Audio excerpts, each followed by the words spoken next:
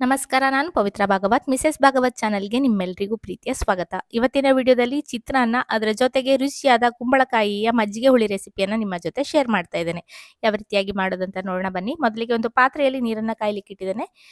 ಈಗ ಇದಕ್ಕೆ ಒಂದು ಅರ್ಧ ಕೆಜಿ ಆಗುವಷ್ಟು ಕಟ್ ಮಾಡಿರುವ ಬೂದು ಕುಂಬಳಕಾಯಿಯ ಹೋಳುಗಳನ್ನು ಹಾಕೊಳ್ತಾ ಇದ್ದೇನೆ. ಸಿಪ್ಪೆ ಹಾಗೂ ತಿರುಳನ್ನು ತೆಗೆದು ತೆಳ್ಳಗೆ ಚಿಕ್ಕದಾಗಿ ಕಟ್ ಮಾಡ್ಕೊಳ್ಬೇಕು. ಸಾಂಬಾರಿಗೆ ಮಾಡುವುದಷ್ಟು ದಪ್ಪದಾಗಿ ಬೇಡ. ಈಗ ಇದಕ್ಕೆ ಒಂದೆರಡು ಹಸಿಮೆಣಸಿನಕಾಯಿಯನ್ನು ಹಾಕಿದ್ದೇನೆ. ನಂತರ ಕಟ್ ಮಾಡಿರುವ ಕರಿಬೇವಿನ ಸೊಪ್ಪನ್ನು ಹಾಕಿ ಒಂದು ಮುಚ್ಚಳವನ್ನು ಮುಚ್ಚಿ ಬೇಯಲಿಕ್ಕೆ ಬಿಟ್ಕೊಳ್ತೇನೆ. ಕುಂಬಳಕಾಯಿ ಹೋಳು ಬೇಗನೆ ಬೇಯ್ತದೆ.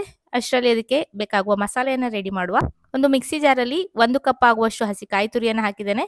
ನಂತರ ನೆನೆಸಿಟ್ಟಿರುವ 1 ಟೇಬಲ್ ಚಮಚ ಆಗುವಷ್ಟು ಕಡಲೆಬೇಳೆಯನ್ನು ಹಾಕ್ಕೊಳ್ತಾ ಇದ್ದೇನೆ.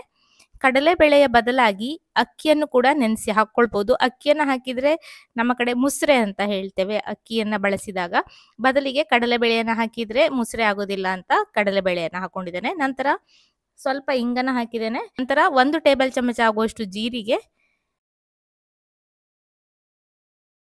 ಒಂದು 1/4 ಟೀ ಚಮಚ ಆಗುವಷ್ಟು ಸಾಸಿವೆನ ಹಾಕಿದ್ದೇನೆ. ನೀರನ್ನು ಸೇರಿಸ್ಕೊಂಡು ಈ ರೀತಿ ನುಣ್ಣಗೆ ಪೇಸ್ಟನ್ನು ಮಾಡ್ಕೊಳ್ಬೇಕು. ಅಷ್ಟರಲ್ಲಿ ಬೂದುಗುಂಬಳಕಾಯಿ ಹೋಳುಗಳು ಕೂಡ ಚೆನ್ನಾಗಿ ಬೆಂದಿದೆ. ಚೆಕ್ ಮಾಡ್ತಾ ಇದ್ದೇನೆ ಹದವಾಗಿ ಬೆಂದಿದೆಯಾ ಇಲ್ವಾ ಅಂತ. ಟ್ರಾನ್ಸ್ಪರೆಂಟ್ ಆಗಿದೆ ಅಂದರೆ ಇದು ಬೆಂದಿರ್ತದೆ. ನಾನು ಒಂದು ಫೋರ್ಕನ್ನು ಚುಚ್ಚಿ ನೋಡ್ಕೊಳ್ತಾ ಇದ್ದೇನೆ. ಹದವಾಗಿ ಬೆಂದಿದೆ ಹೋಳುಗಳೆಲ್ಲ. ಈಗ ಇದಕ್ಕೆ ರುಬ್ಬಿರುವ ಮಸಾಲೆ ಏನಿದೆ ಇದನ್ನು ಹಾಕ್ಕೊಳ್ತಾ ಇದ್ದೇನೆ.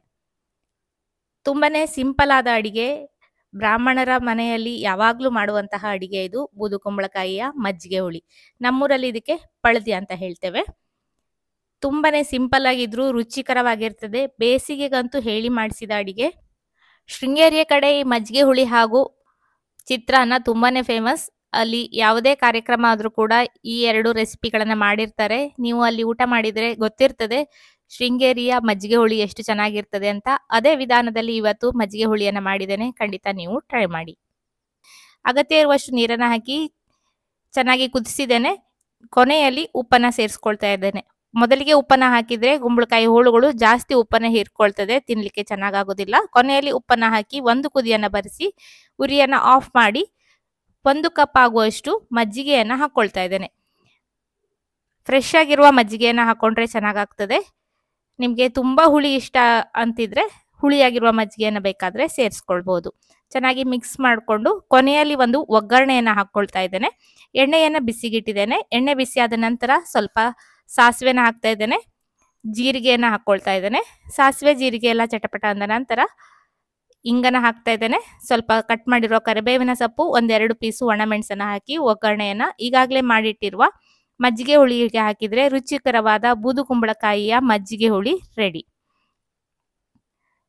ಖಂಡಿತ ಬೂದು ಕುಂಬಳಕಾಯಿಯ ಮಜ್ಜಿಗೆ ಹುಳಿಯನ್ನು ಒಮ್ಮೆ ಟ್ರೈ ಮಾಡಿ ನೋಡಿ. ಕೊನೆಯಲ್ಲಿ ಸ್ವಲ್ಪ ಕೊತ್ತಂಬರಿ ಸೊಪ್ಪನ್ನು ಹಾಕ್ತಾ ಇದ್ದೇನೆ. ಇದು ಆಪ್ಷನಲ್, ಬೇಕಾದರೆ ಹಾಕ್ಬೋದು, ಬೇಡ ಅಂದರೆ ಸ್ಕಿಪ್ ಕೂಡ ಮಾಡ್ಬೋದು.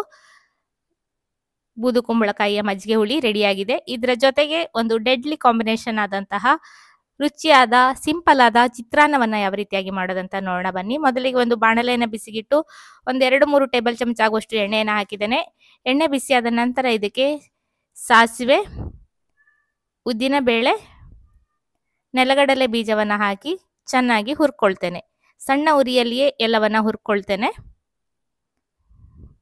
ಈ ಚಿತ್ರಾನ್ನಕ್ಕೆ ಈರುಳ್ಳಿಯನ್ನು ನಾವು ಬಳಸೋದಿಲ್ಲ. ತುಂಬಾನೇ ಸಿಂಪಲ್ ಆಗಿ ಮಾಡುವಂತಹ ಒಂದು ಬ್ರಾಹ್ಮಣರ ಶೈಲಿಯ ಚಿತ್ರಾನ್ನ ಇದು.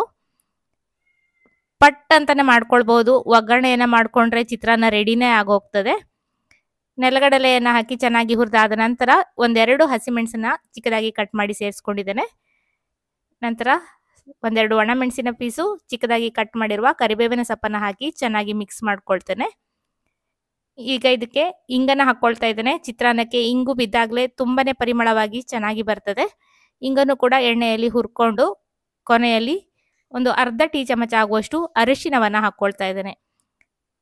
ಮನೆಯಲ್ಲೇ ತಯಾರಾದ ಅರಿಶಿನ ಇದು. ನಾವೇ ಬೆಳೆದಂತಹ ಅರಿಶಿನ, ಆರ್ಗ್ಯಾನಿಕ್ ಅರಿಶಿನ. ತುಂಬಾನೇ ಚೆನ್ನಾಗಿ ಪರಿಮಳ ಇರ್ತದೆ. ಬಣ್ಣವು ಕೂಡ ಅಷ್ಟೇ ಚೆನ್ನಾಗಿರ್ತದೆ. ಅರಿಶಿನ ಹಾಕಿ ಉರಿಯನ್ನು ಆಫ್ ಮಾಡಿದರೆ ಆಯಿತು. ಈಗ ರುಚಿಗೆ ಬೇಕಾಗುವಷ್ಟು ಉಪ್ಪನ್ನು ಹಾಕ್ಕೊಳ್ತಾ ಇದ್ದೇನೆ. ಹಸಿ ಕಾಯಿ ತುರಿ ಒಂದು 3/4 ಕಪ್ ಆಗುವಷ್ಟು. ನಂತರ ಚಿಕ್ಕದಾಗಿ ಕಟ್ ಮಾಡಿರುವ ಕೊತ್ತಂಬರಿ ಸೊಪ್ಪನ್ನು ಹಾಕ್ಕೊಳ್ತಾ ಇದ್ದೇನೆ. ಈಗಾಗಲೇ ಅನ್ನವನ್ನು ಮಾಡಿ ತಣ್ಣಗಾಗಿಸಿ ಇದಕ್ಕೆ ಸೇರಿಸ್ಕೊಳ್ತಾ ಇದ್ದೇನೆ. 1 ಕಪ್ ಆಗುವಷ್ಟು ಅಕ್ಕಿಯಿಂದ ಅನ್ನವನ್ನು ರೆಡಿ ಮಾಡಿಕೊಂಡು ಚಿತ್ರಾನ್ನವನ್ನು ಮಾಡ್ಕೊಳ್ತಾ ಇದ್ದೇನೆ. ಈಗ ಇದಕ್ಕೆ ಒಂದು ಅರ್ಧ ಟೀ ಚಮಚ ಆಗುವಷ್ಟು ಸಕ್ಕರೆಯನ್ನು ಹಾಕಿದ್ದೇನೆ. ಸಕ್ಕರೆ ಹಾಕಿರೋದ್ರಿಂದ ರುಚಿ ಚೆನ್ನಾಗಿ ಬರ್ತದೆ. ಸಕ್ಕರೆ ಅಥವಾ ಬೆಲ್ಲ, ನಿಮಗೆ ಸಕ್ಕರೆ ಬೇಡ ಅಂತಿದ್ರೆ ಬೆಲ್ಲವನ್ನು ಹಾಕ್ಬೋದು. ಉಪ್ಪು ಹುಳಿ ಖಾರದ ಜೊತೆ ಸ್ವಲ್ಪ ಸಿಹಿ ಬಿದ್ದಾಗ ತಿನ್ಲಿಕ್ಕೂ ರುಚಿ ಆಗ್ತದೆ. ಈಗ ಇದಕ್ಕೆ ಲಿಂಬೆಹಣ್ಣಿನ ರಸವನ್ನು ಹಾಕೊಳ್ತಾ ಇದ್ದೇನೆ. 1.5 ಲಿಂಬೆಹಣ್ಣಿನ ರಸವನ್ನು ನಾನಿಲ್ಲಿ ಹಿಂಡ್ಕೊಳ್ತಾ ಇದ್ದೇನೆ. ಲಿಂಬೆಹಣ್ಣಿನ ರಸದ ಬದಲಿಗೆ ಮಾವಿನಕಾಯಿ ಸೀಸನಲ್ಲಿ ಒಗ್ಗರಣೆಗೆ ಮಾವಿನಕಾಯಿಯ ತುರಿಯನ್ನು ಕೂಡ ಹಾಕೊಂಡು ಚಿತ್ರಾನ್ನವನ್ನು ಮಾಡ್ಕೊಳ್ಬಹುದು. ಚೆನ್ನಾಗಿ ಮಿಕ್ಸ್ ಮಾಡ್ಕೊಳ್ತಾ ಇದ್ದೇನೆ. ರುಚಿ ರುಚಿಯಾದ ಲಿಂಬೆಹಣ್ಣಿನ ಚಿತ್ರಾನ್ನ ಜೊತೆಗೆ ಮಜ್ಜಿಗೆ ಹುಳಿ. ಇವತ್ತಿನ ಈ 2 ರೆಸಿಪಿಗಳು ನಿಮಗೆಲ್ಲ ಇಷ್ಟ ಆಗಿದೆ ಅಂದ್ಕೊಳ್ತೇನೆ. ಇಷ್ಟ ಆದರೆ ಖಂಡಿತ ಒಂದು ಲೈಕ್ ಮಾಡಿ, ಶೇರ್ ಮಾಡಿ, ಅನಿಸಿಕೆಯನ್ನು ಕಮೆಂಟಲ್ಲಿ ತಿಳಿಸಿ. ಹಾಗೆ ಚಾನಲನ್ನು ಸಬ್ಸ್ಕ್ರೈಬ್ ಮಾಡಿಕೊಂಡು ಸಪೋರ್ಟ್ ಮಾಡಿ ಅಂತ ಕೇಳ್ಕೊಳ್ತೇನೆ. ನಿಮ್ಮ ಒಂದು ಸಬ್ಸ್ಕ್ರೈಬ್ ನನ್ನ ಒಂದು ಗೋಲನ್ನು ರೀಚ್ ಮಾಡಲಿಕ್ಕೆ ಹೆಲ್ಪ್ ಮಾಡ್ತದೆ. ಹಾಗಾಗಿ ದಯವಿಟ್ಟು ಸಬ್ಸ್ಕ್ರೈಬ್ ಮಾಡಿ ಸಪೋರ್ಟ್ ಮಾಡಿ ಅಂತ ಕೇಳ್ಕೊಳ್ತೇನೆ. ರೆಡಿಯಾಗಿರುವ ಚಿತ್ರಾನ್ನವನ್ನು ಸರ್ವ್ ಮಾಡ್ತಾ ಇದ್ದೇನೆ. ಜೊತೆಗೆ ಮಜ್ಜಿಗೆ ಹುಳಿಯು ಕೂಡ ರೆಡಿಯಾಗಿದೆ. ಎರಡನ್ನು ನಾನು ಸರ್ವ್ ಮಾಡ್ಕೊಳ್ತಾ ಇದ್ದೇನೆ.